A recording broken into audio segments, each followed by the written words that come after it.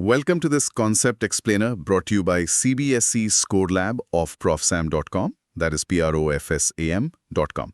आज हम class 12 physics के पहले unit electric charges and fields का इंट्रोडक्शन इतने आसान तरीके से समझेंगे कि सारे कॉन्सेप्ट दिमाग में हमेशा के लिए फिट हो जाएंगे और एग्जाम में गलती का कोई चांस ही नहीं बचेगा। चलो एक बिल्कुल सिंपल से सवाल से शुरू करते हैं। ड्राई वेदर में जब हम कोई सिंथेटिक स्वेटर या जैकेट उतारते हैं तो कभी कभी चट चट की आवाज़ क्यों आती है, या अगर अंधेरे में देखें तो हल्की सी चिंगारी जैसी भी दिखती है। ऐसा होता क्यों है?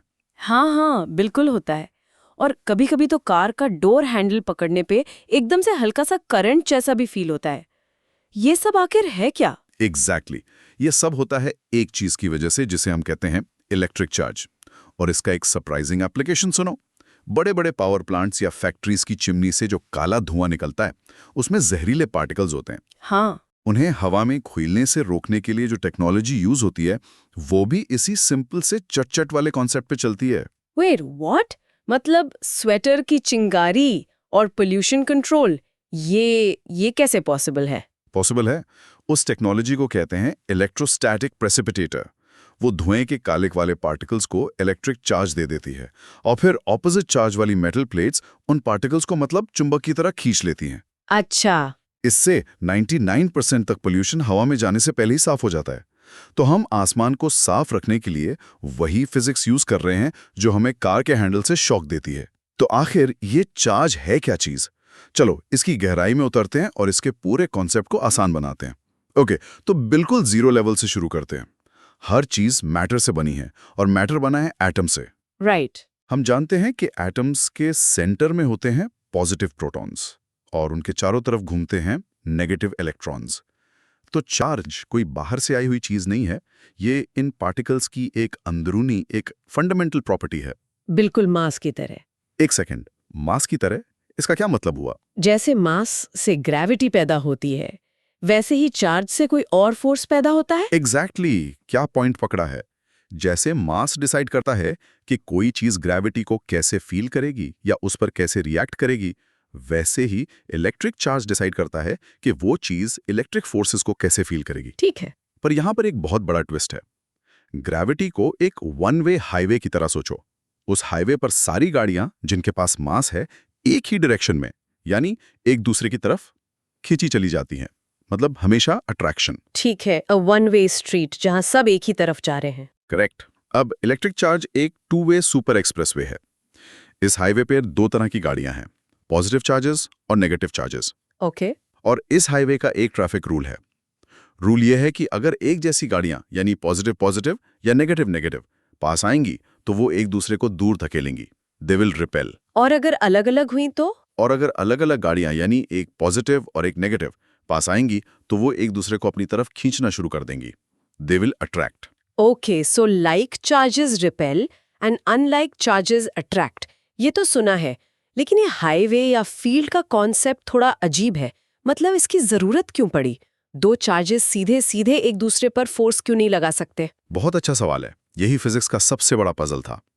हजारों साल तक साइंटिस्ट सोचते थे कि दो चीजें बिना एक दूसरे को टच किए दूर से ही एक दूसरे पर फोर्स कैसे लगा सकती हैं। ये एक्शन एट अ डिस्टेंस का कोई मतलब नहीं बन रहा था। फिर 19th सेंचुरी में माइकल फैराडे जैसे साइंटिस्ट ने एक रेवोल्यूशनरी आइडिया दिया। उन्होंने कहा कि खाली स्पेस यानी वैक्यूम असल में खाली नहीं है, ये एक फील्ड से भरा हुआ है। मतलब एक चार्ज ए डायरेक्ट चार्ज बी को पुश या पुल नहीं कर रहा है। बिल्कुल सही।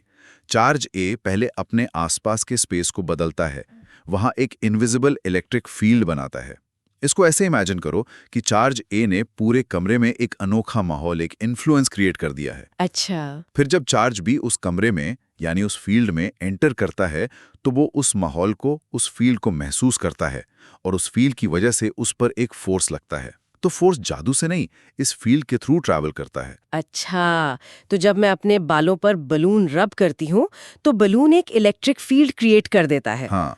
और वो फील्ड दीवार के एटम्स के चार्जेस पर फोर्स लगाता है, जिससे दीवार और बलून अट्रैक्ट होते हैं। Almost perfect. बलून अपने फील्ड से दीवार के अंदर जो न्यूट्रल एटम्स हैं उनके पॉजिटिव और नेगेटिव चार्जेस को थोड़ा सा सेपरेट कर देता है, जिससे दीवार और बलून के बीच एक नेट अट्रैक्शन फोर्स पैदा हो जाता है। ये प्योर इलेक्ट्रोस्टैटिक्स है।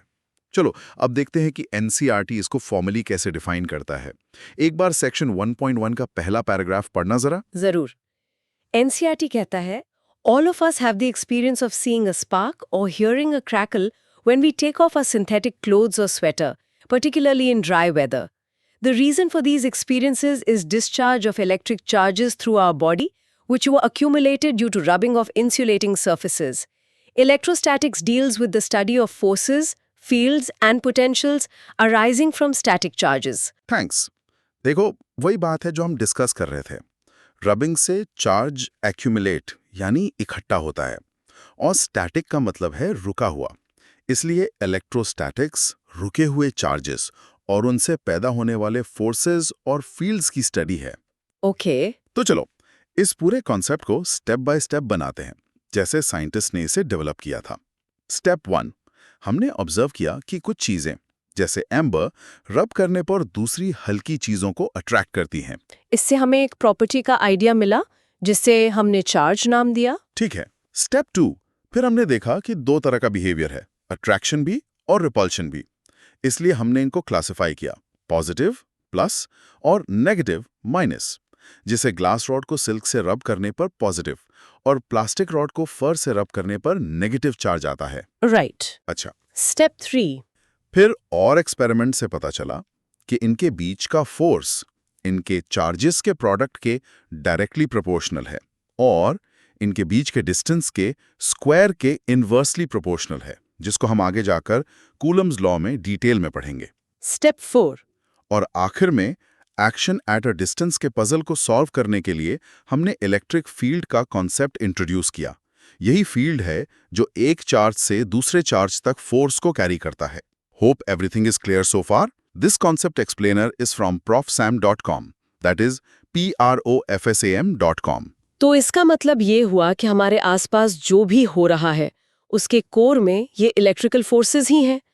एटम्स को जोड़कर मॉलिक्यूल्स बनाने वाले फोर्सेस, फेविकॉल का एडहेसिव फोर्स, पानी का सरफेस टेंशन, ये सब फंडामेंटली इलेक्ट्रिकल फोर्सेस ही हैं। अच्छा, क्लास 11th में हमने ग्रेविटी पढ़ा था। वहां फोर्स का फॉर्मूला था G m1m2/r²। यहां भी पैटर्न बिल्कुल वैसे ही है, बस मास की जगह चार्ज है और G की जगह एक नया कांस्टेंट K आ जाएगा। तो ये कॉन्सेप्ट आगे के सारे टॉपिक्स का फाउंडेशन बनेगा। चलो अब कुछ ऐसी गलतियों पर आते हैं जो एग्जाम में स्टूडेंट्स के मार्क्स कटवा सकती हैं। मैं इन्हें साइलेंट किलर्स कहती हूँ, क्योंकि ये देखने में छोटी लगती हैं पर रिजल्ट पर बड़ा असर डालती हैं। ओके, ये इंपॉर्टेंट है। पहली गलतफहमी, चार्ज और मास एक जैसे ही तो हैं। स्टूडेंट सोचते हैं कि दोनों बस अमाउंट ऑफ स्टफ बताते हैं। हाँ, मतलब लगता तो ऐसा ही है। दोनों ही किसी भी चीज की फंडामेंटल प्रॉपर्टीज हैं। लेकिन एक जमीन आसमान का फर्क है। मास हमेशा पॉजिटिव होता है।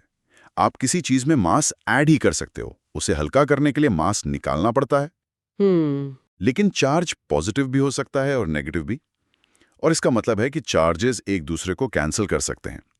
एक ऑब्जेक्ट जिसमें +5 कूलम और -5 कूलम चार्ज है, वो बाहर से देखने पर न्यूट्रल या अनचार्ज्ड दिखेगा, जबकि उसके अंदर चार्जेस का तूफान है। अच्छा, तो अनचार्ज का मतलब जीरो चार्ज नहीं, बल्कि बैलेंस्ड चार्ज है। करेक्ट। जितना पॉजिटिव चार्ज है उतना ही नेगेटिव चार्ज भी है। एग्जैक्टली। इसको ऐसे याद रखो, charge is dual, mass is singular. Charge के दो चेहरे हैं, प्लस और माइनस।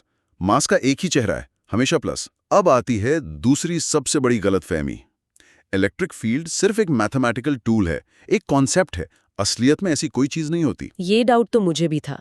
हम इसे लाइंस और एरोज से ड्रॉ करते हैं तो लगता है जैसे ये सिर्फ पेपर पे एक कॉन्सेप्ट है। असली में थोड़ी ना ऐसी लाइंस होंगी। और यही तो साइलेंट किलर है। इलेक्ट्रिक फील्ड उतना ही रियल है जितना कि ग्रेविटी का फील्ड। ये स्पेस में एनर्जी स्टोर करता है, ये लाइट की स्पीड से ट्रैवल करता है और चार्जेस पर रियल मेजरेबल फोर्स लगाता है। ओह, वो पावर प्लांट की चिमनी वाली मशीन हो या हॉस्पिटल में एक्सरे मशीन, सब इस रियल फील्ड के कॉन्सेप्ट पर ही चलती हैं। अगर फील्ड रियल नहीं होता तो रेडियो, टीवी, मोबाइल फोन कुछ भी काम नहीं करता। समझ गई। तो फील्ड सिर्फ एक फॉर्मूला नहीं है, बल्कि स्पेस को भरने वाली एक इनविजिबल फोर्स है जो असलियत में एग्जिस्ट करती है। परफेक्ट। इस लाइन को हमेशा याद रखना। Fields aren't just formulas, they are invisible forces filling space. एक और छोटा सा पॉइंट, कई बार स्टूडेंट सोचते हैं ज्यादा चार्ज मतलब हमेशा ज्यादा फोर्स, लेकिन फोर्स दोनों चार्जेस के प्रोडक्ट पर डिपेंड करता है। अच्छा, अगर एक चार्ज डबल किया तो फोर्स डबल, लेकिन अगर दोनों चार्ज डबल किए तो फोर्स 2 × 2 यानी 4 गुना हो जाएगा। ये मल्टीप्लिकेटिव इंटरैक्शन है, एडिटिव नहीं। ओके, ये प्रोडक्ट वाला पॉइंट इंपॉर्टेंट है। सिंपल है पर गलती हो सकती है। चलो अब आते हैं कुछ मेमोरी एंकर्स पर, ताकि ये सारे कॉन्सेप्ट्स एग्जाम हॉल तक आपके साथ सॉलिड तरीके से टिके रहें। ठीक है। सबसे पहला तो एक फ्रेज है जो हमेशा काम आएगा। Opposite charges attract like Romeo and Juliet, same charges repel like enemy आर्मीज। Attraction और रिपल्शन कभी नहीं भूलोगे। बिल्कुल।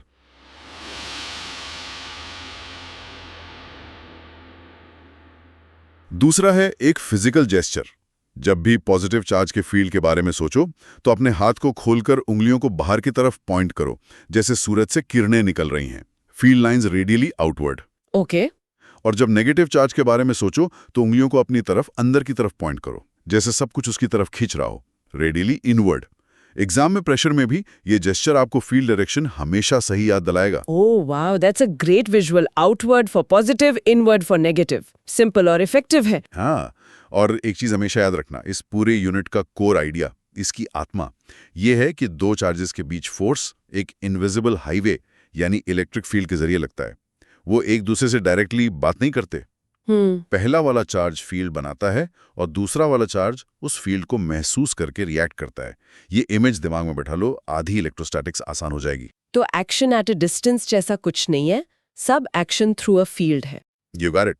That is the single most important idea in this entire unit. तो आज की इस चर्चा को 3 इंपॉर्टेंट एग्जाम सेफ पॉइंट्स में समराइज करते हैं। पहला, इलेक्ट्रिक चार्ज मैटर की एक फंडामेंटल प्रॉपर्टी है, बिल्कुल मास की तरह। लेकिन इसके 2 टाइप होते हैं, पॉजिटिव प्रोटॉन्स पर और नेगेटिव इलेक्ट्रॉन्स पर। दूसरा, इसका रूल बहुत सिंपल है, लाइक चार्जेस रिपेल और अनलाइक चार्जेस अट्रैक्ट। यानी सेम टाइप के चार्ज एक दूसरे को दूर धकेलते हैं और ऑपोजिट टाइप के चार्ज एक दूसरे को खींचते हैं। तीसरा और सबसे इंपॉर्टेंट, चार्जेस एक दूसरे पर फोर्स एक इनविजिबल इलेक्ट्रिक फील्ड के थ्रू लगाते हैं।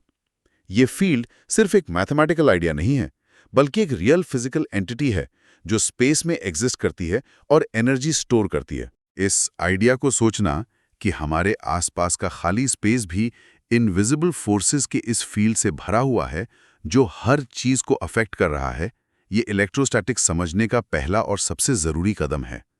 12th CBSE फिजिक्स, केमिस्ट्री और मैथ्स में मैक्सिमम मार्क्स लाने के लिए profsam.com पर विजिट करें। That is PROF SAM, right? Yes, PROFSAM.com। अगली बार मिलेंगे।